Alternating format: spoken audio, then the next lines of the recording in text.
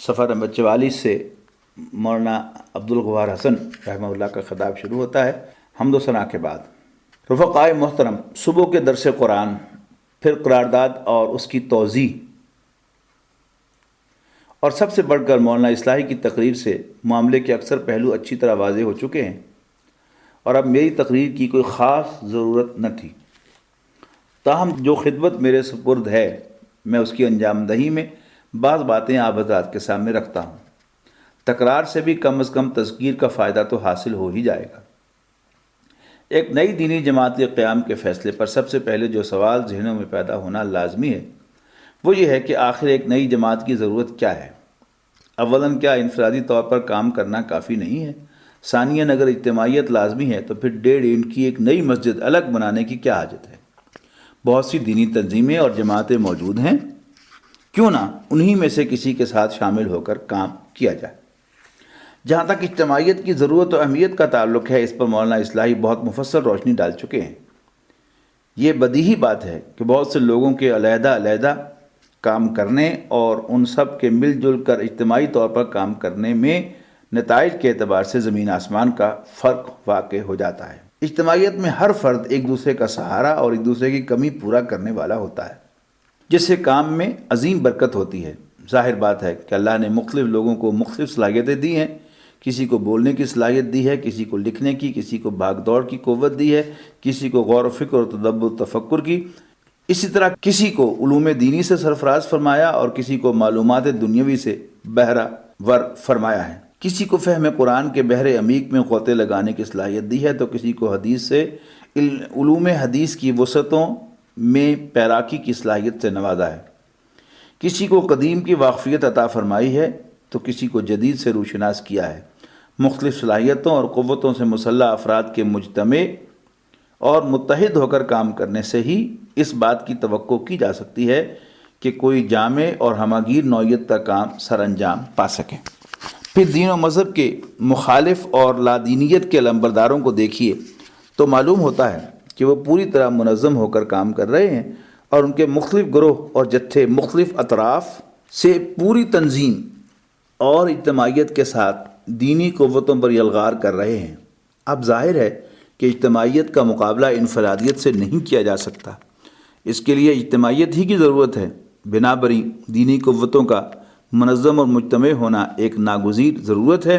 بلا شبہ جماعت سازی سے کچھ اندیشے بھی لائق ہوتے ہیں، مثلا ایک یہ کہ اس سے جماعتی و گروہی عصبیت، پھر تعصب اور بالآخر تخرب و تفرق کی لعنت وجود میں آتی ہے۔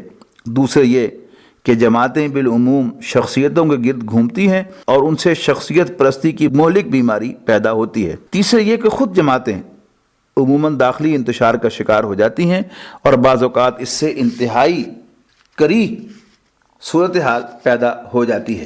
اس سلسلے میں اولین بات تو یہ ہے کہ ہر چیز کے مجموعی فائدے یا نقصان کو پیش نظر رکھنا چاہیے۔ بہت سے اچھے کاموں میں کوئی پہلو برائی کا ہو سکتا ہے اور بہت سی برائیوں میں کوئی پہلو اچھائی کا ہونا ممکن ہے۔ قرآن مجید نے خود شراب اور جوئے کے بارے میں بھی یہ تسلیم کیا ہے کہ ان میں منفعت بھی ممکن ہے، لیکن وَإِسْمُهُمَا أَكْبَرُ مِن نَفْعِهِمَا، ان کا شر ان کی منفعت سے زیادہ ہے۔ اس سے معلوم ہوا کہ جس چیز میں خیر کا پہلو غالب ہو اس کو اختیار کرنا چاہیے اور اس کے شر سے بچاؤ کی ہر ممکن تدبیر کرنی چاہیے۔ شخصیت پرستی کی لعنت کے پیدا ہونے کے امکانات وہاں زیادہ ہوتے ہیں جہاں کسی ایک داعی کی دعوت پر لوگ جمع ہوں اور اس کے خیالات و نظریات و تصورات اور اسی کے فہم و فکر کو اس اجتماعیت میں مرکز و محور کی حیثیت حاصل ہو جائے۔ اس کے برعکس اگر ابتدا میں بہت سے لوگ باہمی مشاورت سے اپنے مقصد اور اس کے حصول کے طریق کو طے کریں اور مسلسل امرہم شورا بینہم کی قرآنی ہدایت پر عمل پیرا رہیں تو انشاءاللہ اس لعنت کا سدباب ہو جائے گا۔ تخرب و تفرق سے بچنے کے لیے یہ ضروری ہے کہ دین کی خدمت کے لیے جمع ہونے والے لوگ ہمیشہ اننا من المسلمین ہی کو اپنا واقعی شعار بنائیں اور اپنے آپ کو امت مسلمہ کا ایک حصہ تصور کرے، چنانچہ نہ ان میں کوئی غرور و گھمنڈ پیدا ہو، نہ اپنے چیزیں دیگر یعنی سم تھنگ ڈفرینٹ ہونے کا احساس پیدا ہونے پائے، اور نہ ہی اپنے آپ کو عام مسلمانوں سے کسی اعتبار سے بہتر و برتر تصور کریں۔ یہاں یہ حقیقت بھی نگاہ میں رہنی چاہیے کہ تخرب و تفرق محض جماعت سازی ہی سے پیدا نہیں ہوتے، بلکہ کوئی ادارہ محض درسگاہ یا دارالعلوم بھی ان کا سبب بن سکتا ہے، اور واقعہ یہ ہے کہ بنا ہے، اور اس کی مثالیں خود ہمارے ملک میں موجود ہیں۔ ظاہر بات ہے کہ جو درسگاہ نئی قائم ہوتی ہے وہ بالعموم ایک خصوصیت کی حامل ہوتی ہے، نتیجتاً اس سے فارغ ہونے والے نوجوانوں کا مزاج ایک خاص رنگ میں ڈھلنا شروع ہو جاتا ہے، اور مرور ایام یعنی دنوں کے گزرنے کے ساتھ ساتھ اس کے فارغین اور متوسلین میں گروہی و حزبی کیفیت پیدا ہو جاتی ہے۔ اب نہ تو یہ صحیح ہے کہ ان خدشات کی بنا پر درسگاہیں اور دارالعلوم قائم کرنے بند کر دیے جائیں، اور نہ یہ صحیح ہے کہ دینی مقاصد کے حصول کے لیے ادارے یا جماعتیں قائم کرنا ممنوع قرار دے دیا جائے۔ اس کے برعکس دارالعلوموں اور اداروں کے قیام کے ساتھ حتی الامکان ایسی احتیاطی تدابیر اختیار کی جانی چاہیے کہ ان کے ذریعے امت میں تفرقہ و انتشار پیدا نہ ہو۔ اس سلسلے میں جس قدر میں نے غور کیا ہے، میں اس نتیجے پر پہنچا ہوں کہ ایک تو جیسا کہ عرض کیا جا چکا ہے، لوگوں میں کچھ چیزیں دیگر ہونے کے احساس کو پیدا ہونے سے روکا جائے، اننی من المسلمین کی قرآنی ہدایات کو ہمیشہ مستحضر رکھا جائے، اور دوسرے یہ احتیاط کی جائے کہ عملاً جمعہ و جماعت اور ربط و ضبط اور رشت و نعتوں کے معاملات کو صرف ہم خیال لوگوں کے حلقے میں محدود کرنے کا رجحان نہ پیدا ہو۔ ان تدابیر پر اگر عمل کیا جائے تو میری رائے میں کوئی دینی جماعت فرقے میں تبدیل نہیں ہوگی، واللہ اعلم۔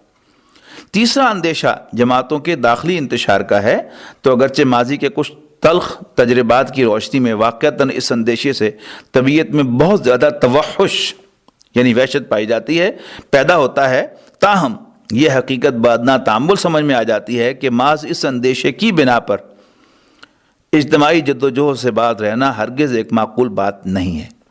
اختلاف اس عالم واقعہ کی ایک عظیم اگرچہ تلخ حقیقت ہے۔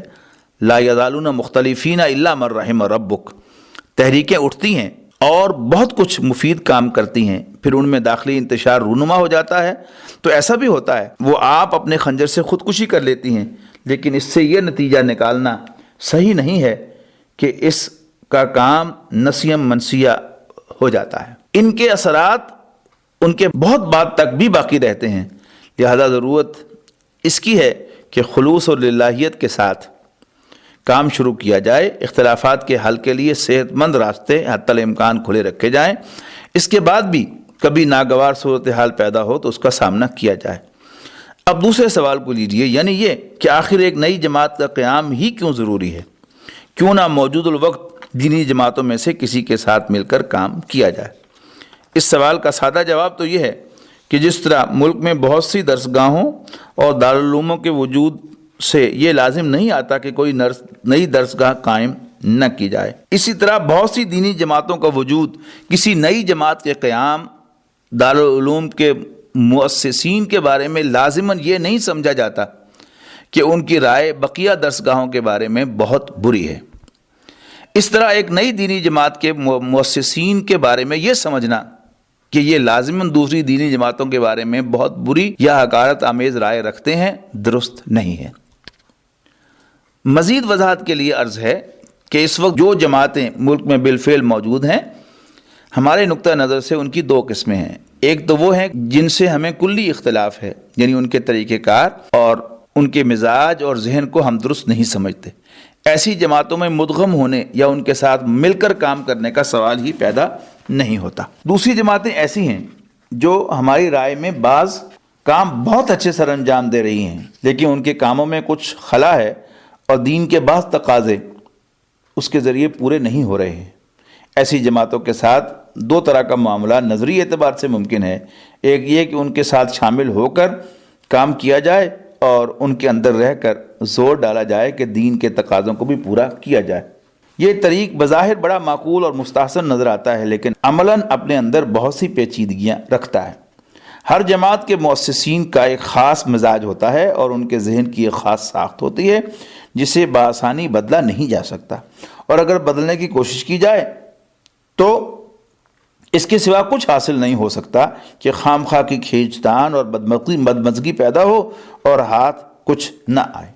ظاہر بات ہے کہ اگر ان کے نزدیک کوئی دوسرا پہلو اہم تر ہے تو وہ آپ کی وجہ سے کسی اور پہلو پر کیوں زیادہ زور دیں؟ لہٰذا عملاً دوسرا طریق ہی ممکن العمل بھی ہے اور بہتر بھی، یعنی یہ کہ دوسرے لوگ ایک علیحدہ اجتماعیت قائم کریں اور اپنے ذہن و فکر اور اپنی ثوابدید کے مطابق کام کریں۔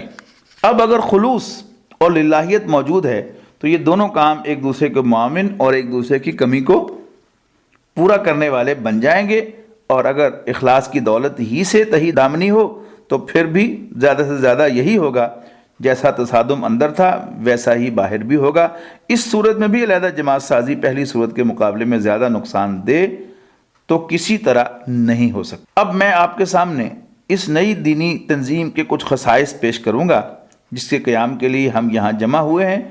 ان کا تذکرہ قرارداد میں بھی ہے اور ان کی توضیحات میں بھی۔ پھر مولانا اصلاحی بھی اپنی تقریر میں ان میں سے بعض کی وضاحت کر چکے ہیں۔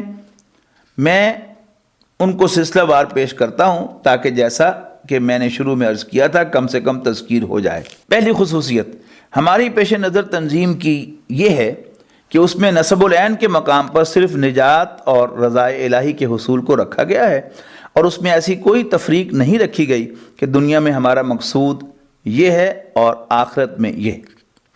دنیا دارالعمل ہے اور آخرت دار جزا۔ دنیا میں انسان دین و شریعت کے جملہ تقاضوں کو اخروی جزا ہی کے لیے پورا کرتا ہے، لہذا ہر آن اور ہر لمحہ ہمارا نصب العین ایک ہی ہے، اور وہ ہے آخرت کی کامیابی، اور اس کے لیے دین کے جملہ انفرادی اور اجتماعی تقاضوں کو اسی ترتیب و تدریج کے ساتھ پورا کرنا ضروری ہے جو خود نظام دین میں متعین ہے۔ ان میں سے کسی ایک تقاضے کو اہمیت دے کر نصب العین کے مقام پر لے آنا ہرگز صحیح نہیں۔ دوسری خصوصیت ہماری اس تنظیم کی ہوگی کہ ہماری دعوت صرف اللہ اور اس کے دین کی طرف ہوگی، نہ کسی خاص شخصیت یا جماعت کی طرف ہوگی، نہ کسی خاص مسلک یا فقہی مذہب کی طرف۔ اسی بنا پر اس اجتماعیت کی تیسری خصوصیت یہ ہوگی کہ یہ نہ کسی فرد یا گروہ کی حلیف ہوگی نہ حریف۔ اس میں حب اور بغض اور محبت و نفرت کا معیار صرف اللہ اور اس کا دین ہوں گے، اور یہ کونو قوامین بالقسط شہداء للہ کے قرآنی حکم پر عمل پیرا ہونے کی مقدور برسائی کرے گی، اور حتی الامکان کوشش کرے گی کہ ذاتی یا گروہی عصبیت یا تعصب کی بنا پر عدل کا دامن ہاتھ سے نہ چھوٹنے پائے۔ لا یجرمنکم شنآن قوم علی الا تعدلوا اعدلوا هو اقرب للتقوی، جو پہلی آیت تھی وہ سورہ نساء کی تھی، اس کا ترجمہ تھا کہ ہو جاؤ عدل و قسط کے ساتھ اللہ کے لیے گواہی دینے والے بن کر۔ اور دوسری آیت سورہ مائدہ کی ہے کہ تمہیں کسی قوم کی دشمنی اس پر آمادہ نہ کر دے کہ تم عدل ہی نہ کرو، عدل کرو، یہ خدا خوفی سے قریب تر ہے۔ مغربی جمہوریت کے پیدا کردہ ان تصورات سے عدل و انصاف کے تقاضے پامال ہو جاتے ہیں، اور انسان اپنی جماعت کے برے سے برے کام کی حمایت اور حزب مخالف کے اچھے سے اچھے کام کی مخالفت پر مجبور ہو جاتا ہے۔ پیش نظر اسلامی تنظیم انشاءاللہ تعاونوا علی البر والتقوی ولا تعاونوا علی الاثم والعدوان، تعاون کرو نیکی اور خدا خوفی کے کاموں میں، اور مت تعاون کرو برائی اور زیادتی کے معاملوں میں، کہ قرآنی احکامات پر عمل پیرا ہوگی۔ چوتھی خصوصیت ہماری اس اسلامی تنظیم کی یہ ہوگی کہ یہ طبقاتی تصور اور اس سے پیدا شدہ تنازع للبقاء کی بجائے، اسٹرگل فار ایگزسٹنس کی بجائے، وحدت الہ و آدم اور توافق یا تعاون للبقاء کے تصور کو اجاگر کرنے کی کوشش کرے گی۔ توافق یعنی موافقت اختیار کرنا، اور تعاون یعنی ایک دوسرے کی مدد کرنا۔ پانچویں خصوصیت دینی مسائل اور ان سے متعلق اختلاف مذاہب و مسالک کے متعلق ہے۔ ہمارے نزدیک جملہ دینی مسائل تین طرح کے ہیں، ایک وہ جو اساسی اور بنیادی بھی ہیں اور متفق علیہ بھی، دوسرے وہ جو متفق علیہ تو ہیں لیکن اساسی نہیں ہیں، اور تیسرے وہ مسائل ہیں جن میں سلف اور خیر القرون ہی سے اختلاف چلا آ رہا ہے۔ ہماری یہ تنظیم انشاءاللہ اپنی اصل توجہ کا مرکز و محور پہلی قسم کے مسائل ہی کو بنائے گی۔ یعنی وہ جو اساسی اور بنیادی بھی ہیں اور متفق علیہ بھی، یعنی ان پر کنسنسس ہے، اجماع ہے، اس لیے بھی کہ فی الواقع وہی اساسی اور بنیادی ہیں، اور اس لیے بھی کہ موجودہ دور کے فتنوں کی زد دراصل انہی پر پڑ رہی ہے، یعنی ایمان باللہ، ایمان بالرسالت اور ایمان بالآخرت ہی خطرے میں پڑ گئے ہیں۔ لہٰذا اس وقت اصل ضرورت ان کے استحکام کی ہے، اور اس کے معاملے میں کسی قسم کی رواداری اور مداہنت کا کوئی امکان نہیں ہے۔ دعوت میں نرمی اور حکمت تبلیغ بالکل دوسری چیز ہے، اور مداہنت فی الدین بالکل دوسری۔ ان معاملات میں مصلحت کی بنا پر رواداری ممکن نہیں ہے، البتہ تیسری قسم کے مسائل میں تشدد اور غلو کسی طرح جائز نہیں ہے۔ ان میں مذاکرہ اور باہمی تبادلہ خیال ہو سکتا ہے، لیکن کسی ایک رائے یا مسئلے کو بالجبر دوسروں پر ٹھونسنا کسی صورت میں درست نہیں۔ ہم اپنی اجتماعیت میں ایک ایسا ماحول پیدا کرنے کی کوشش کریں گے جس میں ان اختلافی مسائل کے بارے میں انتہائی رواداری اور فراخ دلی پائی جائے۔ چھٹی خصوصیت جو قرارداد میں صراحت کے ساتھ مذکور ہو چکی ہے وہ یہ ہے کہ اس میں الہم فالاہم کا اصول پیش نظر رکھا جائے گا، جو اہم ہے وہی اہم ہے، اور تبلیغ دین میں تدریج ملحوظ رہے گی۔ یہ تمام معاملات احادیث نبویہ صلی اللہ علیہ وسلم میں بصراحت مذکور ہیں۔ ساتویں خصوصیت اجتماعیت کی، جیسا کہ قرارداد سے واضح ہے، یہ ہوگی کہ اس کا دائرہ کار صرف مسلمانوں تک محدود نہیں رہے گا، بلکہ غیر مسلم بھی اس کے مخاطب ہوں گے۔ مسلمانوں کی خامیوں کی اصلاح بھی ہمارے فرائض دینی میں شامل ہے، اور غیر مسلموں تک اسلام کی تبلیغ اور ان پر رسالت محمدی علیہ صاحب الصلاۃ والسلام کی جانب سے اتمام حجت بھی ہماری دینی ذمہ داریوں میں سے ہے۔ ہماری یہ اسلامی تنظیم انشاءاللہ اس ضمن میں بھی اپنی ذمہ داریوں سے عہدہ برا ہونے کے لیے کوشاں ہوگی۔ پیش نظر تنظیم کی متذکرہ بالا خصوصیات تو وہ ہیں جو ہمارے مابین متفق علیہ ہیں اور ہماری قرارداد میں صراحتاً یا دلالتاً مذکور ہیں، یعنی اس کا لاجیکل سیکوینس بنتی ہیں۔ اب میں بعض ایسی خصوصیات کا تذکرہ کرنا چاہتا ہوں جو میری ذاتی رائے میں ہمیں اختیار کرنی چاہیے۔ ان میں اختلافی گنجائش تو ہے، لیکن مجھے امید ہے کہ ان میں سے اکثر کو آپ حضرات اپنے دل ہی کی آواز محسوس کریں گے۔ ان میں سے پہلی خصوصیت یہ ہے کہ ہمیں اذکار اور اوراد کے معاملے میں یہ اصول متعین کر دینا چاہیے کہ ہم اوراد و وظائف اور اذکار و ادعیہ میں صرف ان کو اختیار کریں جو اللہ کی کتاب یا رسول اللہ صلی اللہ علیہ وسلم کی سنت سے ماخوذ ہوں۔ ان کا اولین فائدہ تو یہ ہوگا کہ ہم خدا اور رسول کے ساتھ جڑے رہیں گے، اور اس سے یقیناً ایک عظیم روحانی فائدہ ہوگا۔ اس کے ساتھ ہی اس سے افتراق و انتشار میں بھی کمی ہوگی۔ مختلف لوگ اپنے ذوق کے اعتبار سے مختلف اذکار اختیار کر لیں تو رفتہ رفتہ یہی ان کی مابہ الامتیاز خصوصیت بن جاتے ہیں، اور اس سے ایک علیحدگی کا احساس پیدا ہو سکتا ہے۔ لہذا اس اعتبار سے بھی عافیت اسی میں ہے کہ صرف مسنون اور معصور ادعیہ و اذکار پر اکتفا کیا جائے۔ مسنون یعنی رسول اللہ صلی اللہ علیہ وسلم سے جو ثابت ہوں، اور معصور کہ جو صحابہ سے ثابت ہوں اور تابعین سے ثابت ہوں، یعنی جو خیر القرون شمار ہوتے ہیں۔ دوسری یہ کہ مثبت اور منفی دونوں کام سامنے رکھے جائیں۔ دین میں معروف کے امر کے ساتھ منکر کی نہیں کا بھی حکم دیا گیا ہے، اور احقاق حق کے ساتھ ابطال باطل کو بھی لازم ٹھہرایا گیا ہے۔ احقاق حق یعنی حق کو حق قرار دینا، اور ابطال باطل باطل کو باطل قرار دینا۔ آج کل جو عام خیال پھیل گیا ہے کہ صرف مثبت کام کرنا چاہیے، منفی کام نہیں کرنا چاہیے، تو میری ذاتی رائے میں ازرو دین درست نہیں ہے۔ دعوت کا اچھے سے اچھا اسلوب اختیار کرنا اور حکمت تبلیغ کو پیش نظر رکھنا بالکل دوسری بات ہے، اور انکار منکر اور ابطال باطل سے قطعاً صرف نظر کر کے صرف مثبت باتوں کو پیش کرتے رہنا بالکل دوسری چیز ہے۔ اور دینی غیرت و حمیت کا لازمی تقاضا میرے نزدیک یہ ہے کہ خلاف دین و شرع امور پر برملا تنقید کی جائے، چاہے اس کا ہدف اصحاب اقتدار بنتے ہوں چاہے عوام۔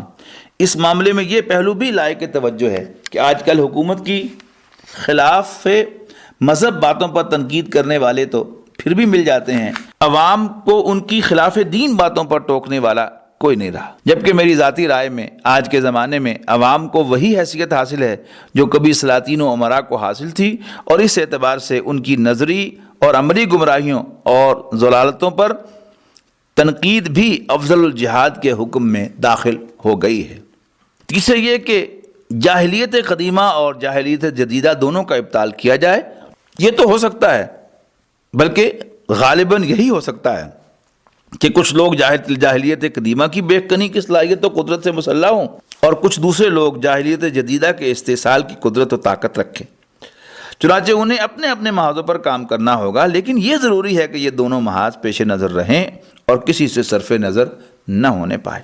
چوتھی کوشش پیش نظر تنظیم اسلامی میں اس امر کی ہونی چاہیے کہ نہ تو نری عقلیت پر انحصار کیا جائے اور نہ ہی نری جذباتیت پر دار و مدار ہو، بلکہ عقل اور جذبے دونوں کو مناسب مقام پر رکھ کر کام کیا جائے۔ جو بات کہی جائے وہ صرف عقلی ہی نہ ہو بلکہ دل سے بھی نکلے، تاکہ اس کے مخاطب اہل عقل بھی ہوں اور صاحبان دل بھی، اور دعوت خود اہل عقل کے بھی دل میں گھر کر جائے۔ پانچویں لازمی چیز جس کا پورا اہتمام ہماری اس تنظیم میں کیا جانا چاہیے یہ ہے کہ اس میں تنقید پر کوئی پہرا نہ لگایا جائے اور ایسی کوئی پابندی نہ لگائی جائے جس سے لوگوں کی زبانیں بند ہو جائیں۔ تنقید کے صحیح اسلامی آداب کی پابندی تو یقیناً لازم ہے، لیکن تنقید کے دروازوں کو بند کر دینا پیش نظر تنظیم کی پیشگی ہلاکت کا سامان ہوگا۔ اس تنظیم کے ارباب حل و عقد کا تنقید کو برداشت کرنے کی ہمت و صلاحیت سے مسلح ہونا ضروری ہے۔ اس کے ساتھ ہی یہ بھی لازمی ہے کہ پیش نظر تنظیم کا نظام شورائی ہو اور قرآن حکیم کی اس ہدایت کے امرہم شورا بینہم کہ ان کے معاملات باہمی مشورے سے طے ہوتے ہیں کا جیتا جاگتا نمونہ ہو۔ چھٹی خصوصیت ہماری اجتماعیت کی یہ ہونی چاہیے کہ اس میں زہد خشک اور تفریح بے قید کے مابین درمیانی کیفیت پیدا ہو، اور نہ تو ابوسن کمتریدہ کا نقشہ پیدا ہو جائے اور نہ دوسری انتہا ہو کہ ہر وقت ہنسی، دل لگی اور تفریح کا ماحول طاری رہے۔ اسی طرح رہبانیت اور تنعم کے مابین درمیانی کیفیت کا پیدا کرنا بھی لازمی ہے۔